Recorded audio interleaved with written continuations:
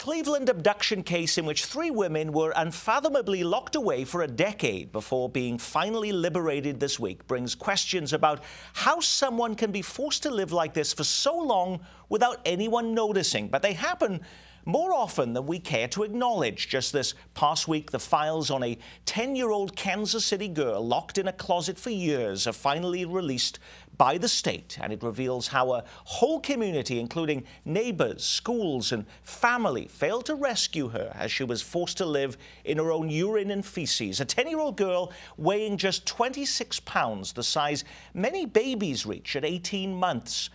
Mary Sanchez, what did we learn from uncovering those records about how that could happen this week?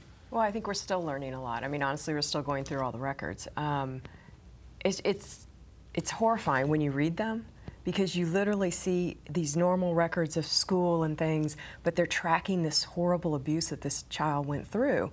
One of the things about these cases is little bitty kids are easier to lose track of, and also, I think, older people. This girl, at the time she left school, you know, it was kindergarten, and it was later in the year, it was in April. Well, then she disappears a month later and just never comes back into the school system. So the tracking of her, you know, there's just several things. That was one thing. The school district does things differently now. Once a child is a little bit older, there's money attached to them being in school, the head counts. And so that almost puts it in play that schools are going to be more accountable. So there's a lot of different factors at a lot of different levels of things that occurred.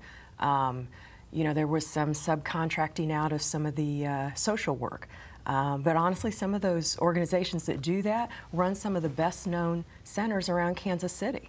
So, with this Cleveland case this week, you know, so many people did come to me and say, you know, how does this happen, Scott? But yet we do have these cases right here in our midst. May not be as dramatic as the one we saw in Cleveland, but neighbors don't do something to stop that from happening, or schools may not make calls to try and find out what may be happening behind the scenes? Well, and I think part of the problem is, and LP, the case that we're talking about, is just one of several that we've had in Kansas City in the last year. Everybody remembers the young child in DeSoto that was kept in the attic for many years.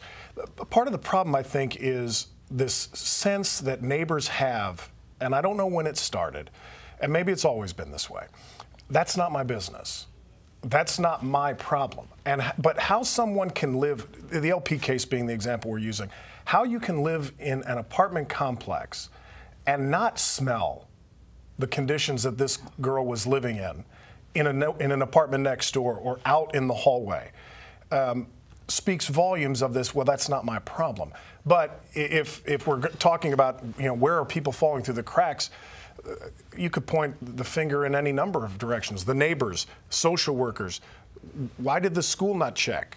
But part of it is that we think that somebody else is going to step in. We assume that there are social services and other agencies that do the checking for us, don't we, Dave? And one of the public policy issues that I think needs to be examined in even greater detail is this whole idea of what they call stovepiping of information, in which the social service workers are not talking to the police, who are not talking to the parents, who are not talking to the school officials.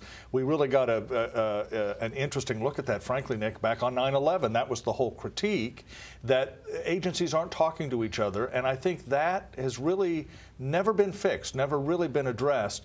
The Boston bombing is also another potential example of where agencies have information, but no one is in a place to put all the pieces together. And I think the LP case and others suggest to us that there needs to be some attention paid to that problem. That literally is why things fall through the cracks. Stacey. Well, one of the other things I think we need to worry about here is when we talk about services like the Department of Family Services that are looking at child welfare, or we look at juvenile courts, we're talking about children. And there's a big concern for privacy, that not too much information comes out about the kids that could identify them. And the problem becomes these systems seem to be set up more to protect the parents' rights and the agency workers rather than the kids. So when the Star found out trying to get these these records that are supposed to be made public, they couldn't, so that they could go back and hold people accountable. We're so concerned about privacy in some instances that what we're really trying to do, protect the children, is lost in the shuffle. And this was an extraordinary effort to just even get these records released at this point, wasn't it, Mary? Let's just say a lot of pressure, legal, political,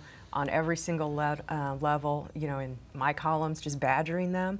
The rationale that the state uses, and it's not crazy, is that when there's other siblings, surviving siblings, what is the impact of opening records?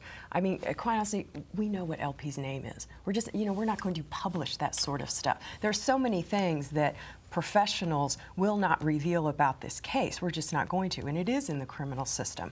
However, you know, there's a 2000 state law that says when a child dies who has been within the system, you open the records, or if they die or if it's a near fatality. And that term near fatality is part of the problem. Who decides that? And then who decides who opens the records? It's one person. It's the director of the department. And I think that needs to change. It needs to be more of a conglomerate of people making that decision. Well, and for that reason, there's no check and balances in these systems. If you've got one person, the director, who makes that arbitrary decision, they're going to CYA in every instance. And if we're worried about kids, then those records need to be more accessible, even the kids that might have survived, because you stop and ask yourself, if this mother in the LP case was abusing the oldest daughter, how well off were the other two? So we're worried about protecting their welfare, but are we really just simply trying to protect the government workers who probably weren't doing their jobs in many of these instances? Well, Scott started by saying, you know, it's up to citizens also to say that they need to be more involved and ask questions.